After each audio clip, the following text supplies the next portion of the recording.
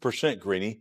And when you see this young man, like, I don't know whose fault it is. Is it this kid's fault for some reason? Or is it the organizations, have failed this guy?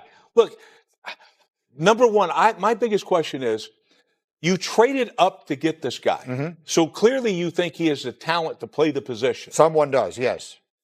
Why hadn't he had a chance? He has no reps with the ones. We understand that, right? That's what the line's saying. That, to me, how the hell does that happen? All right? And then the other thing is, Shedeur, he's got to get over himself, too. Like, like he's there by himself on the bench. At the end of the game. I've seen it in the 7th game of a World Series when you lose a game or whatever. This is a pillow fight game. Nobody cares. He cares. Sit back. He cared. Yeah. Did he care? He Or are cared. you trying to make it a show, make it about yourself? You got a guy over there that, by the way, is a 2-time MVP. Right there, Lamar Jackson. He was looking for. The roar inside Huntington Bank Field hit like a thunderbolt, shaking the entire place as fans rose up, believing they were watching the start of something legendary. A fan base starving for a hero was ready to crown one the second Shedeur Sanders jogged onto the field to open the second half, and the energy flipped like a switch. Cleveland fans were screaming his name like he had already been chosen to rescue the franchise, as if he was finally here to drag the Browns out of another year of quarterback chaos.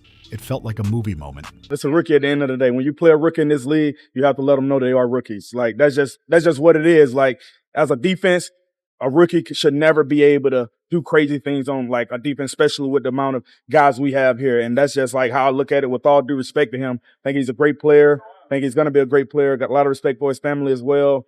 And Gabriel as well. At the end of the day, they're rookies. And so rookies coming into the league, every defense should feel that way. They're rookies. The kind of scene that gets replayed for years. But underneath all that hype sat a truth nobody wanted to say out loud. The harsh reality hiding under that waterfall of excitement was simple. Shedeur Sanders never had a real chance. Not that day, not in that stadium, not with how this team set things up. His NFL debut turned into a public trap, dressed up like an opportunity, and the wild part is that everybody in the building knew exactly what was happening. Except the man trying to carry the weight. The Browns went into halftime up 16-10 on the Ravens. Dillon Gabriel had been holding things together until a brutal second-quarter hit sent him straight into concussion protocol, ending his day on the spot. And with no warning at all, Shedeur Sanders got yanked off clipboard duty and thrown into a heavyweight fight he didn't prepare for. And what exactly was he dropped into? A Baltimore defense playing like they smelled blood. A Browns offensive line folding like paper, receivers he barely knew, and a playbook he had never run with the guys around him. That's not adversity. That's a setup. Shedeur himself even said after the game that his first throw to Jerry Jeudy, his WR1, was literally the first pass he had thrown Jeudy all year. Read that again. A quarterback drafted to be the future, the same guy fans chant for every time Gabriel misses a throw, hadn't even taken live reps with the starting receivers in practice. And the Browns still expected him to step onto the field against the Baltimore Ravens and operate a functional NFL offense like it was nothing. The numbers after the game were rough, historically rough. 4 completions on 16 attempts, 47 passing yards, an interception, 2 sacks, and a 13.5 passer rating. It was the lowest passer rating in a debut by anyone with 15 or more attempts since Brandon Whedon's nightmare opener in 2012. His 25% completion rate tied Hall of Famer Terry Bradshaw for the 3rd worst since 1970. Hop on here and talk about Shedeur Sanders and not what you think. The performance wasn't great. It needs to get better. He didn't have any help. Here's what I do want to say. And Luke, Brian Hoyer, backup quarterbacks unite, right? Like, I feel like I'm very well placed to talk about this. Luke McCown sent out a tweet earlier. I'm gonna try to put it here. It's gonna be a lot of different parts. Just keep me going. Pretty much outlining everything that goes on within a backup quarterback's life, and just exactly what Shedeur Sanders, or really any backup, forget about just Shedeur for a second, any backup quarterback goes through is when you're thrust into the game, expected to play at an extremely high level, especially now because of his name. And then when you don't play a certain level because of your name, you're getting a lot more hate, a lot more all this stuff. I just want to stay in the even ground. I just want to stay right in the middle when it comes to Shedeur Sanders. It is very, very, very, very difficult to jump in at a moment's notice when you haven't had any reps at all with the one. But unlike Whedon or Bradshaw, who both got full starter reps, Shedeur was out there swinging without seeing the punches coming. Kevin Stefanski later confirmed what fans had been whispering about all season. Shedeur Sanders hadn't taken a single first-team practice rep. 0. Not one snap with the actual starters. How does that even happen in the modern NFL? The Browns drafted 2 rookie quarterbacks, then traded away every veteran stabilizer they had. Pickett, Flacco, everyone with real game experience, and somehow didn't think to give the backup any reps with the guys he'd have to lead if something went wrong. Sunday was that moment, and Shedeur was the one left to deal with the consequences.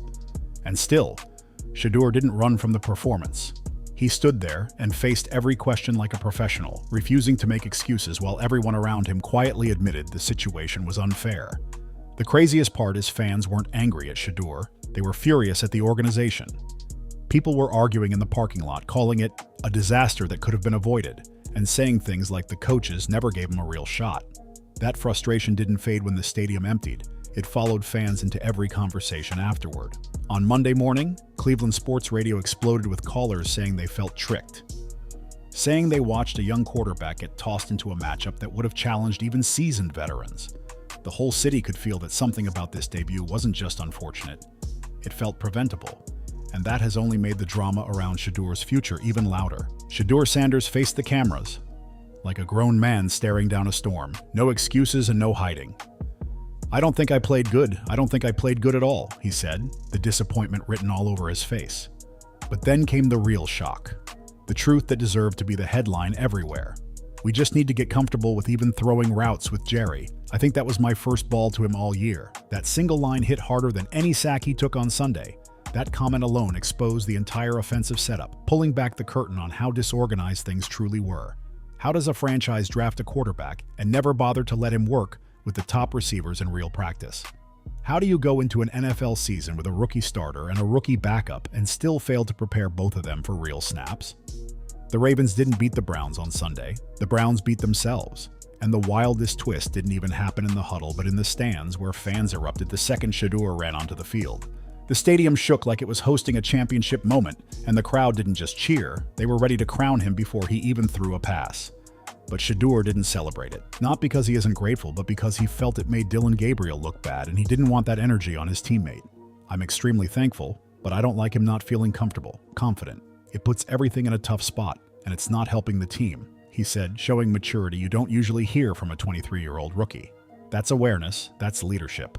And ironically, it's the exact trait the Browns claim they want in their quarterbacks, but they didn't show it back to him. Instead, they tossed him into a situation where even the best quarterbacks in the league would have struggled to breathe. The tape showed things the box score never could. Shedeur wasn't just inaccurate, he was under attack from the moment he took his first snap. I've said this before and I'll say it again. I do not think Kevin Stefanski wants Shedeur Sanders to succeed in Cleveland.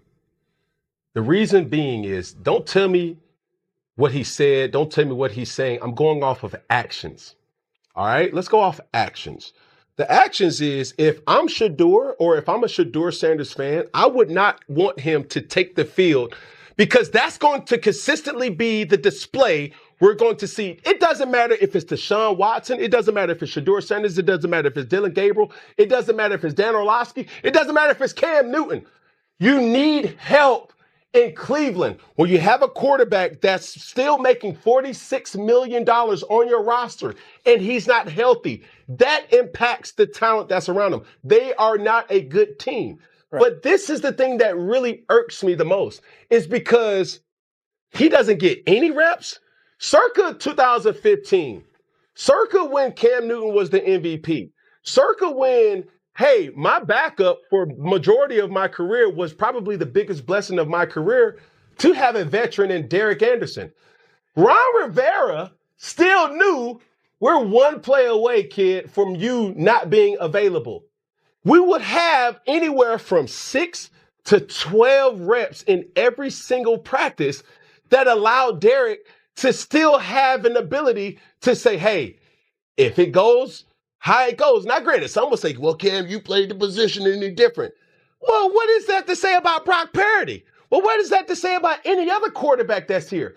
You plan for the... Expecting his processing to be NFL fast was impossible when he never practiced with the starters, and you could see the old habits in his footwork from playing behind shaky protection in college. He backpedaled on throws, not out of bad coaching, but survival instincts. His base fell apart because he didn't trust the pocket around him. He wasn't playing quarterback out there. He was trying not to get swallowed by Baltimore's pass rush. His average throw traveled only 2.9 yards because the Browns didn't trust him to run the actual offense without real reps, shrinking the playbook down to something that looked like a high school install. Even so, he still squeezed out a little spark in those final minutes, showing a flash of what he could be with real preparation. He hit Harold Fannin Jr. for 26 yards, then found Jerry Jeudy for 10 more, driving Cleveland into scoring position before the comeback chance fell apart. For a rookie thrown in cold, that last drive was the sliver of hope fans clung to. The reason the stadium exploded the second he stepped on the field. Everyone around the league knows the Browns' history with quarterbacks. The fans know it, and even the players quietly know it too. This team doesn't develop quarterbacks, it cycles them out and moves on. They traded away Pickett, they traded away Flacco, and they're always rumored to be considering more moves for future draft picks. It feels like the front office is always building for tomorrow, even though tomorrow never arrives. And that mindset hurt them again. If Joe Flacco were still in the building, he probably takes that 16-10 lead and cruises to a veteran win. If Shedeur had even a handful of first-team reps during the season, maybe he would have looked steady out there. If the Browns had kept any real veteran stability, their rookies wouldn't be drowning in the deep end together. Instead, Gabriel got hurt. I ask you to say the first time that Shedeur Sanders had taken a snap with the starters, with the ones, was in this game, is malpractice. At no point in time, and this is what I said, Ocho, so at no point in time, so you don't think Dylan Gabriel could possibly get hurt. He can't possibly bring a knee, bring a shoulder, get concussion. There's no possible way anything could possibly go wrong that you want to get Shedeur like 1 reps with the ones, 2 reps with the ones. I ain't saying split it 50-50. Shedeur was thrown to the wolves, and the Browns' quarterback curse wrote another ugly page. If Dylan Gabriel clears concussion protocol, he'll start next week. But if he doesn't, Shedeur Sanders will walk into Las Vegas as the QB1. This time with a real week of preparation, real practice reps, and an actual chance to show what he can do with the starters finally working beside him. The tension around Cleveland has only grown since that moment, as fans argue whether the coaching staff set Shedeur up or simply failed to support him the way a rookie needs. People inside the building insist the plan was always long-term development, but the way things unfolded made it look like the team had no plan at all. And that's why this next week feels massive, almost like a crossroads for the entire franchise. If Shedeur steps onto that field with real preparation and looks like the confident, composed passer they drafted him to be, the entire narrative could flip overnight. And now the entire NFL is watching Cleveland, wondering if the franchise will finally break its cycle or collapse into another year of chaos. Analysts on every network are debating whether Shedeur's struggles were truly his fault or a result of an organization that still hasn't learned how to protect young quarterbacks. Every clip, every breakdown, every replay keeps pointing back to the same issue. Cleveland keeps stacking pressure on rookies without giving them the tools to survive, and the league is calling it out with no hesitation. The pressure heading into Las Vegas is unlike anything Shedeur has faced so far, and you can feel the weight of it pressing down on the whole building. Teammates know this week isn't just about a game. It's about proving that this locker room can rally, that this coaching staff can adapt, and that this young quarterback can rise when everything around him has been shaking. And as more details leaked out, the frustration only grew louder. Say, I feel for Shedeur. I really do. He never thought in a million years this is the way he'd be born into the league. His draft is still, and always will be, I think. And I once upon a time saw a first-round pick fall in the draft because he was on the Pineapple Express with the videos shown about Larry B. Tunsil. I thought that was the strangest draft I've ever seen of a one player, but that just lasted half a... Reporters started revealing that several offensive players didn't even know Shedeur's cadence, claiming the timing was off from the first snap because the group had never operated together in a real practice. Fans hearing that couldn't believe it. How does an NFL staff send a rookie quarterback into a rivalry game without even syncing basic communication with his offense? It sounded unreal, but the proof played out on national TV in front of millions. By the time the film breakdowns hit social media, the debate around Cleveland got even more chaotic. Analysts were pausing clips and showing moments where receivers ran routes, expecting one thing while Shedeur expected another, and veteran linemen were pointing mid-play like they were trying to translate a new language. The whole operation looked scrambled, and the more people watched, the more it felt like Shedeur wasn't just unprepared. He had been thrown into a situation that almost guaranteed the outcome we saw. This time, with real preparation and actual reps, the truth will finally come out loud and clear. Is Shedeur Sanders truly as rough as the stat line made him look, or was he tossed into a setup that no rookie could survive? After everything we witnessed on Sunday, everything Kevin Stefanski admitted and everything the rookie explained himself, the answer already feels almost impossible to ignore. Shedeur Sanders wasn't the problem. He was the one caught inside the problem, carrying the blame for a situation he never had a fair shot to control. His debut didn't expose his weakness. It exposed the team's mistakes, and everyone around the league saw it. And now the spotlight on Cleveland is only getting brighter, because if Shedeur steps onto the field with a real game plan and looks even halfway comfortable, the entire narrative flips instantly. Fans are already talking like this week might expose whether the problem is the quarterback or the people designing the blueprint around him. The front office can't hide behind excuses this time, and the coaching staff knows the whole league is watching. Some players in the locker room have even hinted that this week of practice felt different, like there's finally a sense of structure instead of chaos.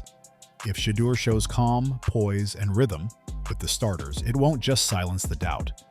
It'll put serious pressure on the organization to rethink everything they've done so far. And if you want to keep riding through every twist of this Browns quarterback saga, make sure to like, comment, share, and subscribe so you don't miss what comes next.